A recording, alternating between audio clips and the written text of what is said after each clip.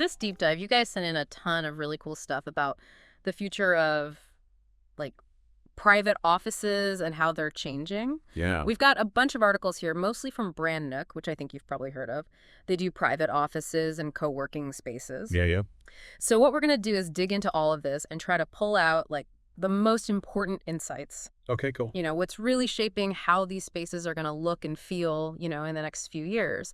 And the thing that really jumps out is that it's so much more than just desks and chairs now. Right. Like the whole way we think about offices is changing.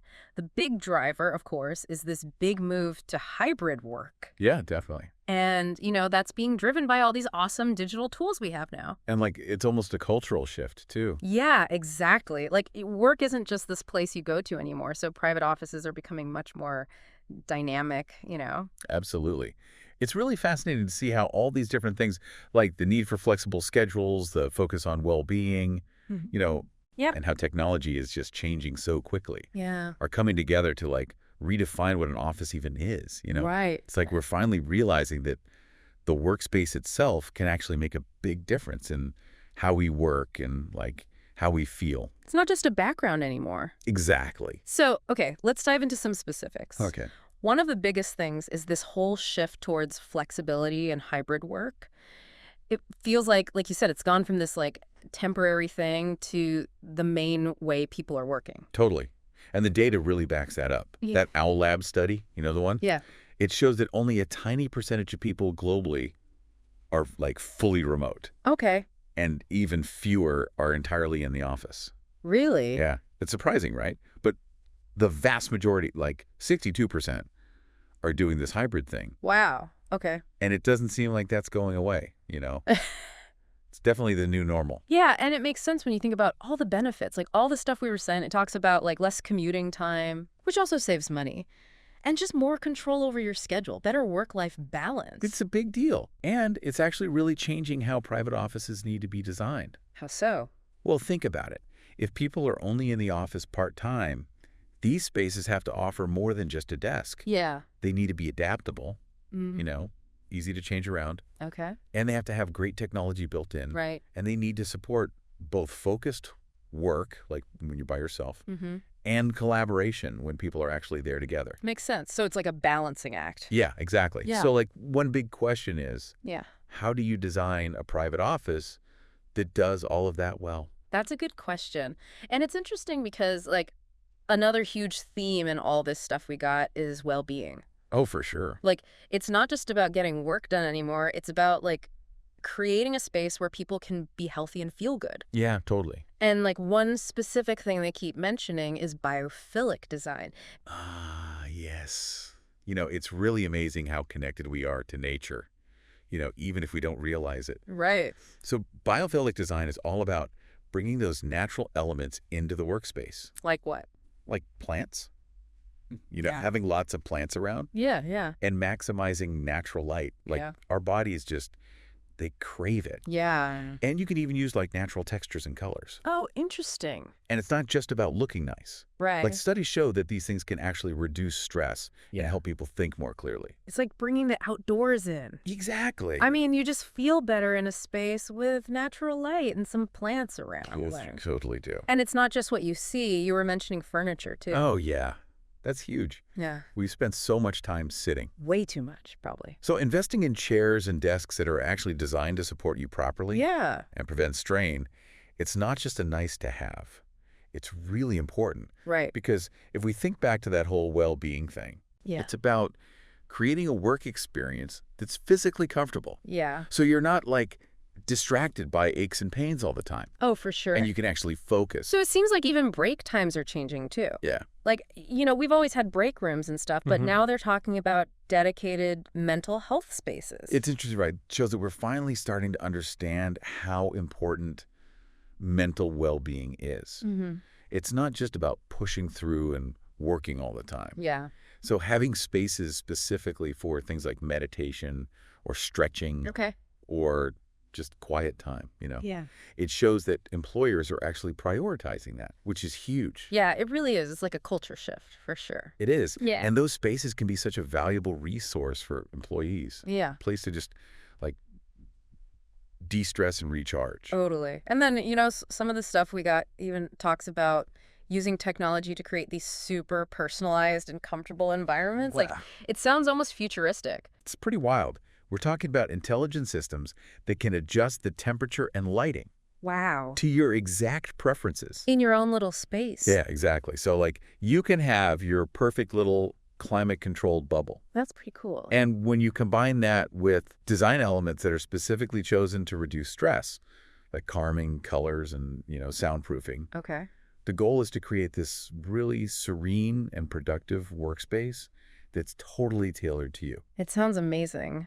And another term that keeps popping up is agility. Ah. And it's not just about open plan offices. Right. They're applying it to private offices, too. What's really interesting is the idea that even individual offices don't have to be fixed. Okay. Like with agile design, you use furniture and layouts that can be easily rearranged. Okay.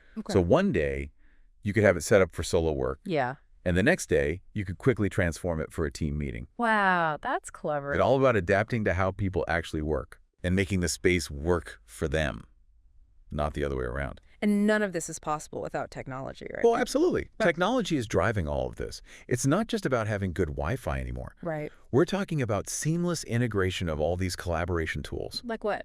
like project management platforms, Yeah. virtual meeting software, real-time document editing, Yeah.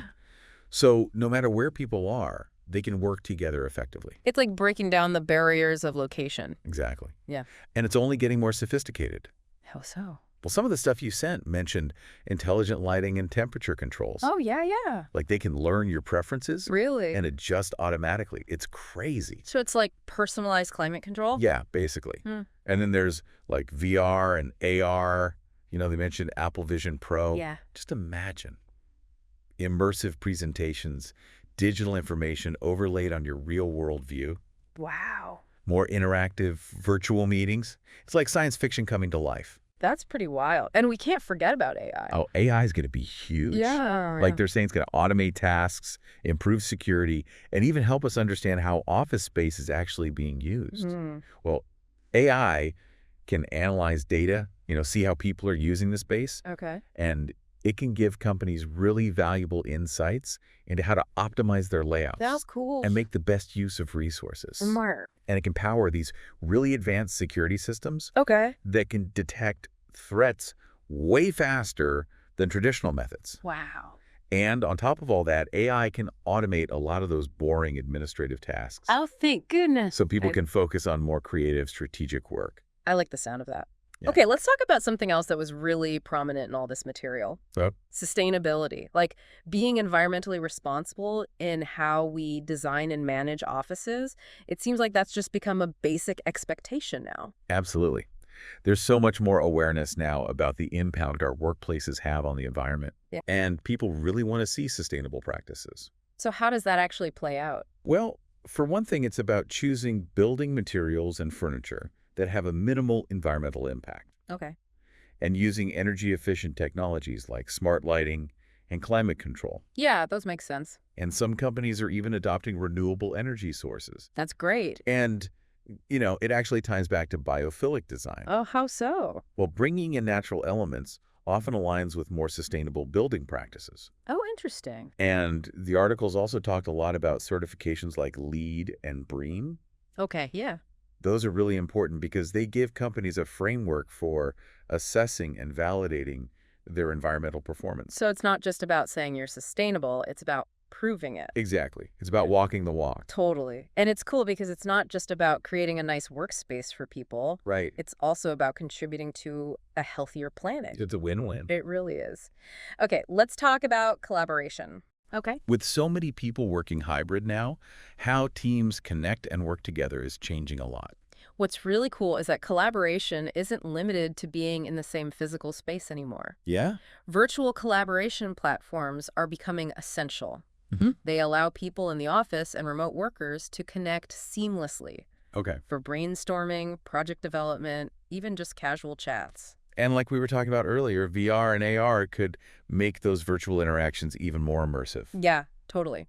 And AI can also play a big role in making collaboration more efficient. Oh. Well, AI tools can help with scheduling meetings, assigning tasks, tracking progress, Okay. even identifying potential roadblocks in a project. So it's like AI is taking care of the more routine stuff. Yeah, exactly. So human team members can focus on the things that require more creativity and strategic thinking. And interpersonal skills. Exactly. So it's about using technology to enhance human interaction, not replace it.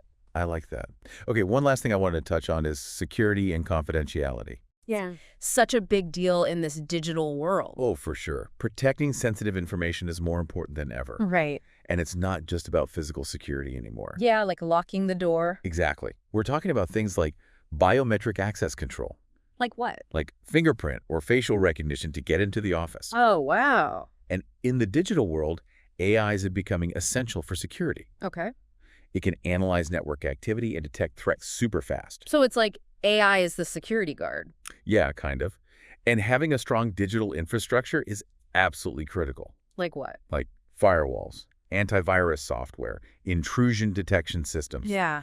All of that is essential for protecting data. So it's like the modern equivalent of traditional security measures. Exactly. It's a whole new level of Everything. protection. So wow, we've covered a lot. We have. Like, just to recap, some of the big themes are flexibility with hybrid work, huge focus on well-being, Yeah. with nature-inspired design and ergonomic comfort, personalized workspaces, the ability to adapt office layouts, technology integrated into everything. And of course, sustainability Yeah, and rethinking how collaboration works. and keeping everything secure. It's a lot, but it paints this really interesting picture of the future. What's really cool is how all of these trends are connected. Yeah. They all work together to create this vision of the office as this really adaptable, tech-savvy, human-centered space. Yeah. It's not just a place to work anymore. It's about supporting productivity and creating a positive experience for people. So, thinking about all of this, Yeah. the personalization, the technology,